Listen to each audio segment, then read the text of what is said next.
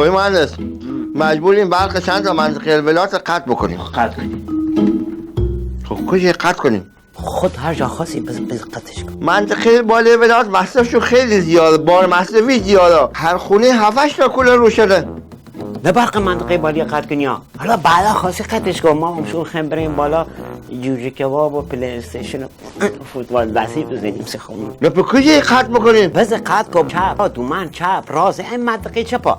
هر این فیوزلی که ورتا هر کمشه میخی بز قطع. فیوز بالی فعلا کار نداشته. اونجا با کار دارم اونجا. کباب جوجه بزنیم سه خون. اصلا بز چپ قطع کن. خوسی چه؟ خونه باجناقم اونجا نه. خش بش نمیاد. زر زیادی میزنه. باشن خسیره ما اونجا ورشونه. هر موقع ما بریم اونجا رون مرغ کلال میرسی اون باجنا. اصلا بذار روزی 2-3 بار خطش کن. چشم. برق خمر چه خطابی؟ اینجا نسی چه خط کردی؟ اولا عدم توجه به افزایش زیرساخت برق. دوما بیخیالی نسبت به این برق‌دوزی الولات. خواه؟ و سوما واگذاری انشعاب هر کجا. خواه؟ و این لند و اون لند و این باغ شهری و اون باغ شهری، این خونه غیر مجاز، اون یکی همشون. احسن به به خیلی قشنگ توضیح دادی. حالا چون هوا گرمه برقمون هم قطع بیده بریم استخ شورت نارنجیمون هم یادت نره. بریم.